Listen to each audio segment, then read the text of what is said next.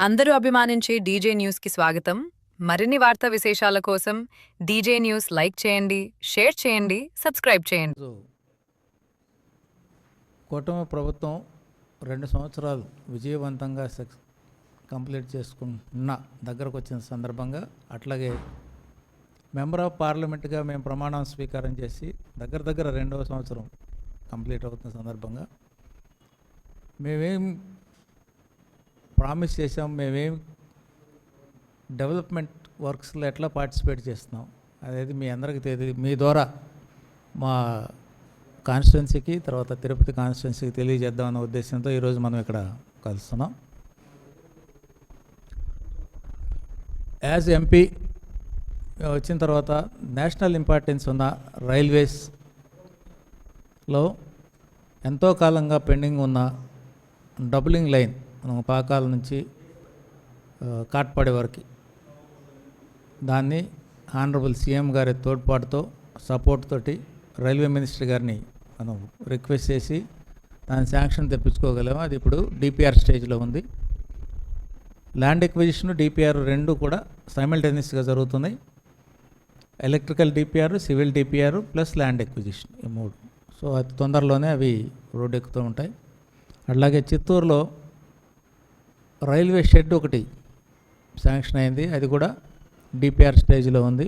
దానివల్ల వచ్చిన అడ్వాంటేజ్ ఏంటంటే, మనకి మెడ్రాస్ పోర్ట్లో స్టోరేజ్ స్పేస్ తక్కువ ఉండటం వలన అది అక్కడ డంప్ చేసి అక్కడ నుంచి డిస్ట్రిబ్యూట్ ఆల్ ఓవర్ ఇండియాకి డిస్ట్రిబ్యూట్ చేయడం కష్టం అవుతుంటే, దగ్గరగా ఉన్న చిత్తూరులో ఆ షెడ్ పెట్టుకొని అక్కడ నుంచి స్టోర్ చేయలేని గూడ్స్ని చిత్తూరు షెడ్కి తీసుకొచ్చి ఇక్కడ నుంచి ఆల్ ఓవర్ ఇండియాకి డిస్ట్రిబ్యూట్ చేసే ప్రపోజల్ ఉంది.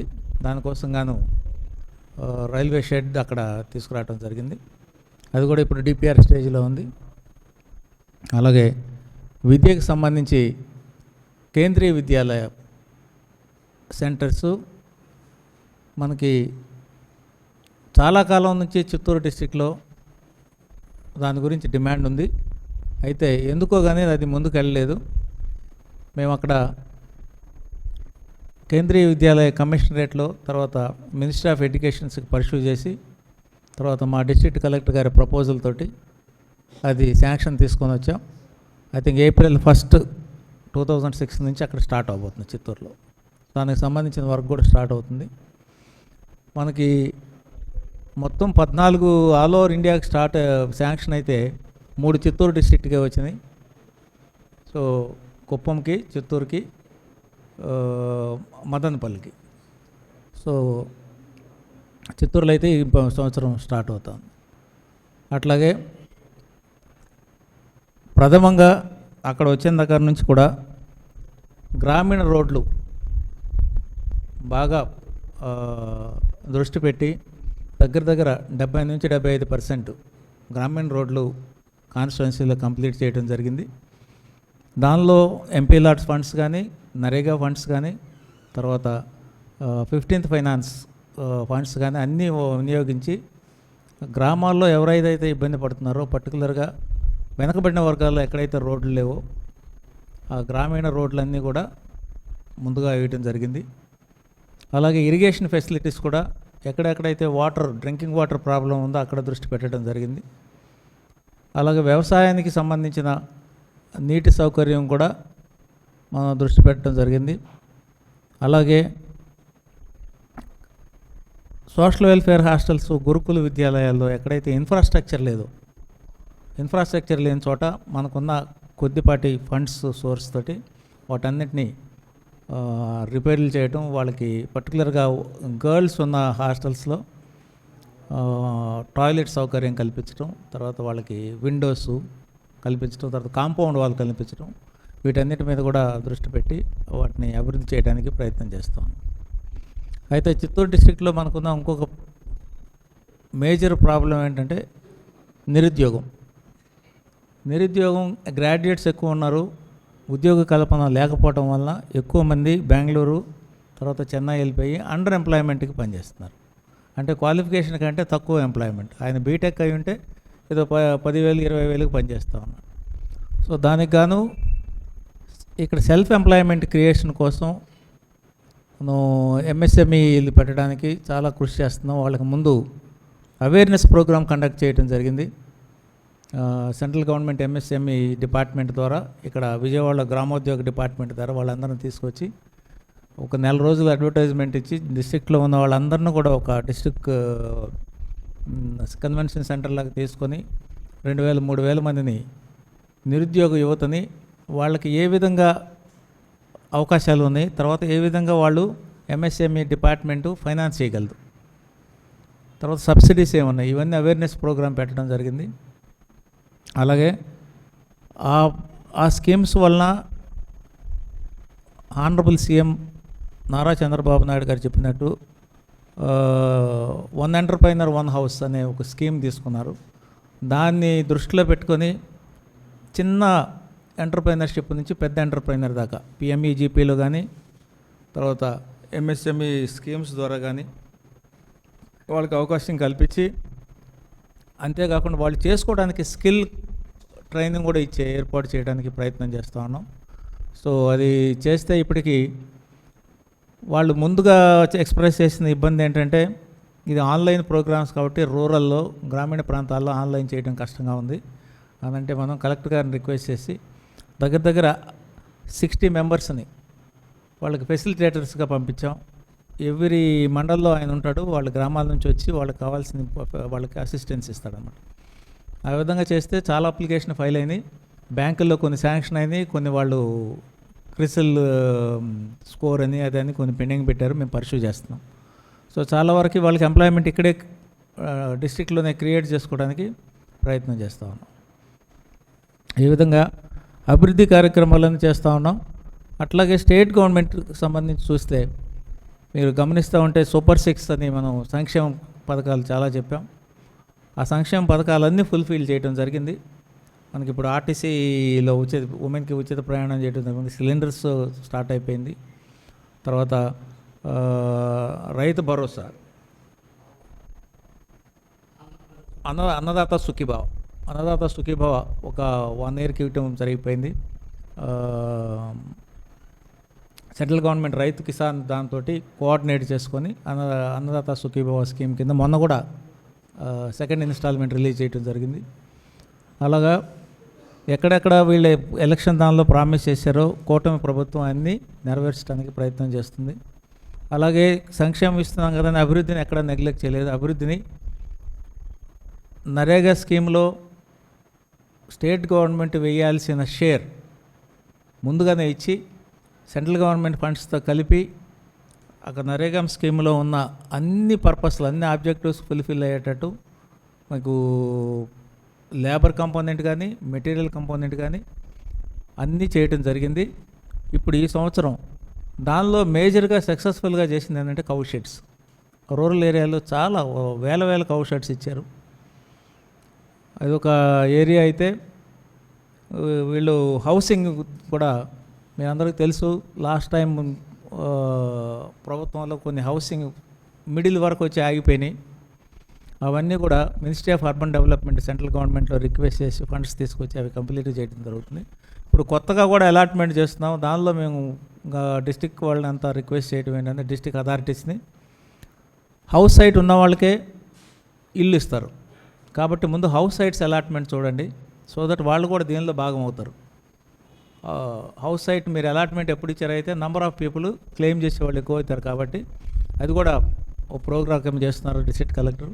ఎక్కడైతే హౌస్ సైట్ అలాట్ చేయటం, గవర్నమెంట్ ల్యాండ్ ఐడెంటిఫై చేసి దాంతోపాటు హౌసింగ్ మనకు వచ్చిన శాంక్షన్ని అందరికీ డిస్ట్రిబ్యూట్ చేసి దాన్ని కూడా కాన్సన్ట్రేట్ చేస్తున్నారు ఇప్పుడు.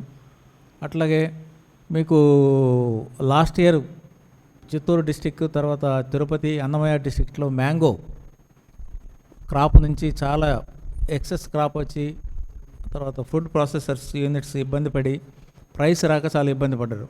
దానిలో ప్రైస్ కాంపన్సేషన్ స్కీమ్ కింద గవర్నమెంట్ ఇంటర్ఫిరెన్స్ తీసుకొని దగ్గర ₹4 పర్ కేజీ గవర్నమెంట్ భరించి వీళ్ళందరికీ కాంపన్సేట్ చేయడం జరిగింది. అట్లాగే రాష్ట్రం మొత్తంలో కూడా మీకు మిర్చిలో కానీ, టొబాకోలో కానీ, లేకపోతే పల్సెస్లో కానీ ఎక్కడైతే రైతులు ఇబ్బంది పడ్డారో వాళ్ళందరికీ కూడా గవర్నమెంట్ ఇంటర్ఫియర్ అయిపోయి గవర్నమెంట్ నుంచి వాళ్ళకి సపోర్ట్ చేయడం జరుగుతుంది. అలాగే రోడ్లు అంతకుముందు లేని విధంగా, అంతకుముందు ఎప్పుడు చూడని విధంగా రోడ్లన్నీ గ్రామీణ రోడ్లు, తర్వాత పట్టణ రోడ్లు కూడా అభివృద్ధి చేయడం జరుగుతుంది. ఇరిగేషన్ ఫెసిలిటీస్ మీరు చూశారు. అందరినీవా ఆల్మోస్ట్ కుప్పం దాకా టచ్ అయిపోయింది. కుప్పంలో చెరువులు కూడా నిండిపోయే పరిస్థితి ఉంది ఇప్పుడు.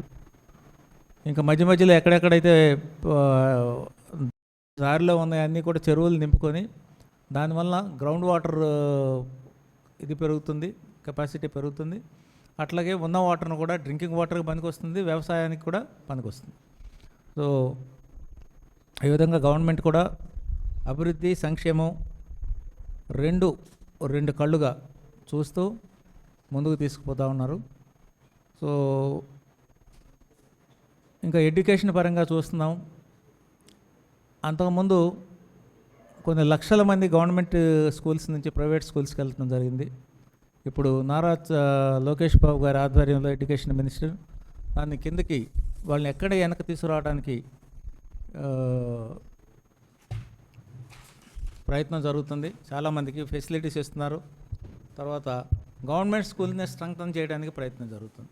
సో దట్ ఏంటంటే ఫీజులు కట్టలేని వాళ్ళందరూ అక్కడికి పోయి ఇబ్బంది పడే కంటే ఇక్కడే గవర్నమెంట్ స్కూల్లోనే నాణ్యమైన విద్యని తీసుకోవడానికి వీలవుతుంది. అలాగే national highway authority of India కింద ఉన్న ప్రాజెక్ట్స్ అన్నిట్లో ఎక్కడైతే మీరు రోడ్లు వేసినప్పుడు సర్వే లోపం వలన కానీ ఏదన్నా కానీ విలేజెస్ని 2 భాగాలుగా విభజించబడ్డాయి. అట్లాగే ఒక గ్రామంలో ఉన్న పొలాలను కూడా మధ్యలో నుంచి రోడ్డు తీసుకోవడం జరిగింది. అక్కడ వాళ్ళు అండర్ పాస్లు ఇవ్వలేదు. ఎక్కడైతే రిక్వెస్ట్లు వచ్చినాయో చిత్తూరు డిస్ట్రిక్ట్లో కానీ చంద్రగిరి కాన్స్టిట్యున్సీలో కానీ మనం ఉన్న ప్రాంతంలన్నింటిలో మేము అక్కడ roads and buildings minister Shri Gadkari గారి దృష్టికి తీసుకెళ్ళి ఇమీడియట్గా రెక్టిఫై చేయడం జరుగుతుంది. అండర్ పాస్లు కావాల్సిన చోట అండర్ పాస్ ప్రొవైడ్ చేస్తున్నాం. సర్వీస్ రోడ్ వేయాల్సిన చోట సర్వీస్ రోడ్లు వేస్తున్నాం.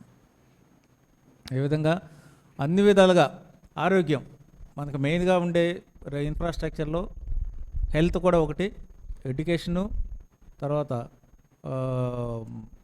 గ్రామీణాభివృద్ధి, పవరు ఎట్లాగో హెల్త్ కూడా అంతే ఇంపార్టెంట్ పాత్ర ఉంది. కాబట్టి వాటి కూడా ఈ మధ్యనే ఒక 65 crores హెల్త్ మినిస్టర్ శాంక్షన్ చేశారు.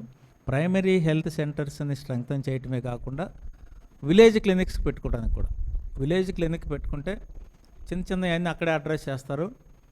ప్రైమరీ హెల్త్ సెంటర్స్ని కానీ తర్వాత సివిల్ హాస్పిటల్ కానీ స్ట్రెంగ్తన్ చేస్తే డిస్ట్రిక్ట్ హాస్పిటల్కి వచ్చే రష్ తగ్గుతుందని వాటిని అన్నిటిని స్ట్రెంగ్తన్ చేయడానికి వాళ్ళకి కావాల్సిన మినిమం ఇన్ఫ్రాస్ట్రక్చర్ ఇవ్వడానికి డిస్ట్రిక్ట్ మొత్తానికి 65 crores శాంక్షన్ అయింది మాకు చిత్తూరు డిస్ట్రిక్ట్కి.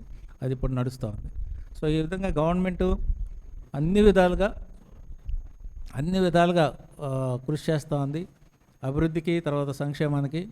అలాగే సోలార్ పవర్, రెన్యూబుల్ ఎనర్జీ మీద ఎక్కువ కాన్సన్ట్రేట్ చేయడం కూడా జరుగుతుంది. ఎందుకంటే to reduce pressure on the thermal power.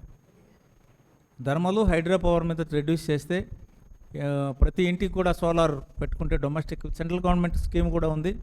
Central government scheme దగ్గర వాళ్ళు ఇప్పుడు 1 కోటి ఇళ్ళకి స్కీమ్ సోలార్ యూనిట్లు పెట్టుకోవడానికి సబ్సిడీ కూడా ఇస్తుంది.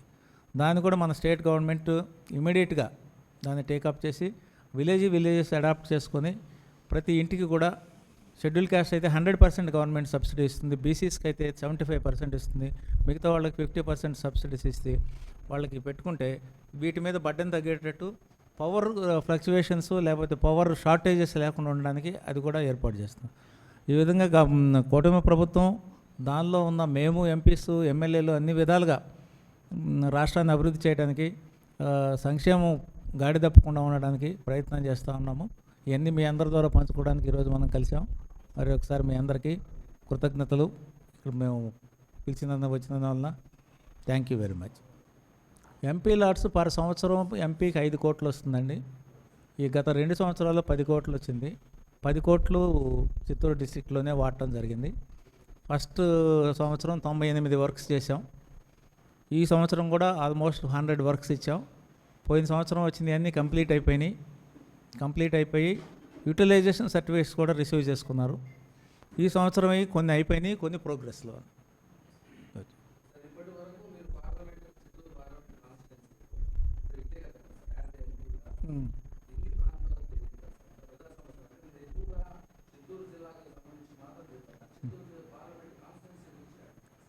చిత్తూరు పార్లమెంట్ కాన్స్టిట్యూన్సీలో 7 సెగ్మెంట్లు ఉన్నాయి. 7 సెగ్మెంట్లో నేను తిరుగుతూనే ఉన్నాను. ప్రజలకి కుప్పంలో వెళ్తున్నాం, పూతలపట్టులో విస్తృతంగా తిరుగుతున్నాం, జీడి నెల్లూరులో తిరుగుతున్నాం, నగరిలో తిరుగుతున్నాం, చంద్రగిరి తిరుగుతున్నాం, చిత్తూరు టౌన్లో కూడా తిరుగుతూనే ఉన్నాం. సో ప్రజలకు అందుబాటులో ఆల్మోస్ట్ ఎవ్రీడే ఉండేటట్టు చూస్తున్నాం. నేను పార్లమెంట్ సెషన్స్ వెళ్ళినప్పుడు ఖచ్చితంగా ఆఫీస్లో అవైలబుల్ ఉంటున్నాం. లేదంటే నేను వీళ్ళకి ఏ ప్రోగ్రామ్స్ ఉన్నా వెళ్తున్నాం, అందరికి అందుబాటులో ఉండడానికే ప్రయత్నం చేస్తాం.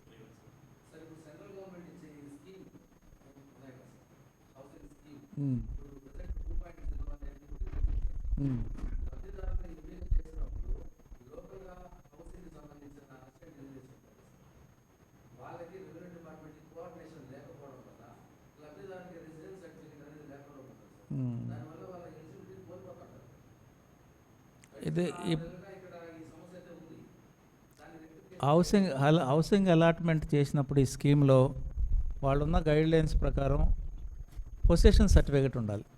అది ఇప్పుడు మనం రెవెన్యూ డిపార్ట్మెంట్ని ఎవ్రీ మీటింగ్లో ఇన్సిస్ట్ చేస్తున్నాం, అందరికి అది ఇచ్చేసేయమని చెప్పి. పొజిషన్ సర్టిఫికేట్ ఇస్తే ఆ సైట్ వాళ్ళ పేరు మీదకి వస్తుంది, ఇల్లు అలాట్ చేయడానికి అవకాశం ఉంటుంది.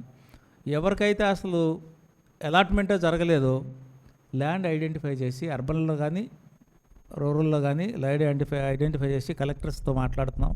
వాళ్ళకి ముందు హౌస్ సైట్స్ ఇవ్వండి, యాజ్ పర్ గవర్నమెంట్ ఎంత స్క్వేర్ యార్డ్స్ ఎలిజిబుల్ ఉందో ఇస్తే తర్వాత హౌసింగ్ అలాట్మెంట్ కూడా ఇవ్వడానికి వీలవుతుందని ప్రయత్నం చేస్తాం.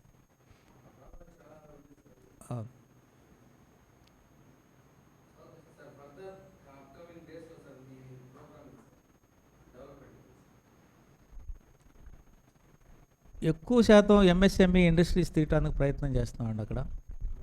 తర్వాత ఏది చేసినా మనకి ఇక్కడ స్కిల్ చాలా అవసరం. ఇప్పుడు మీరు ఒక వ్యక్తి పిఎంఈజీపీలో కానీ ఇంకో దానిలో కానీ ఇండస్ట్రీ పెట్టుకుంటే ఇంజనీరింగ్ అయిన కానీ స్కిల్స్ తక్కువ ఉంటున్నాయి. అందుకని స్కిల్ డెవలప్మెంట్ ఇన్స్టిట్యూట్స్ కూడా పెట్టమని, విస్తృతంగా స్కిల్ ప్రోగ్రామ్స్ పెట్టమని అడుగుతున్నాం. ఇది అయిపోతే ఆటోమేటిక్గా సెల్ఫ్ ఎంప్లాయ్మెంట్ క్రియేషన్ కోసమే మెయిన్ కృషి చేస్తున్నాం. గవర్నమెంట్ నుంచి వచ్చేది కానీ చాలా తక్కువ ఉంటాయి ఎంప్లాయ్మెంట్. అట్లాగే చిత్తూరు లాంటి డిస్ట్రిక్ట్లో ఇండస్ట్రీస్ లేకపోవడం వల్ల, లేకపోతే అవకాశాలు లేకపోవడం వల్ల ఎంప్లాయ్మెంట్ చాలా తక్కువ ఉంది. అందుకనే సెల్ఫ్ ఎంప్లాయ్మెంట్ క్రియేట్ చేసుకోవాలి. దానికి మూలం స్కిల్స్ డెవలప్ చేసుకుంటే గవర్నమెంట్ ద్వారా మేము వాళ్ళకి సపోర్ట్ చేయడానికి ప్రయత్నం చేస్తాం.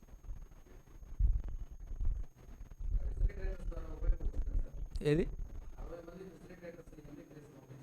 అవును, బ్రహ్మాండంగా. ఇప్పుడు మేము దగ్గర ఒక 2000 అప్లికేషన్స్ అన్న వస్తాయి అనుకున్నాం. దానిలో 1600 వచ్చినాయి, వాళ్ళందరికీ వెళ్ళినాయి. కొన్ని మాత్రం పార్లమెంట్ కాన్స్టిట్యున్సీ మొత్తం చిత్తూరు అర్బన్ కింద వస్తుంది. ఇది మొత్తం రూరల్లోకి వెళ్ళిపోతుంది కాబట్టి దగ్గర అన్ని మండలాలకు ఉంటారు.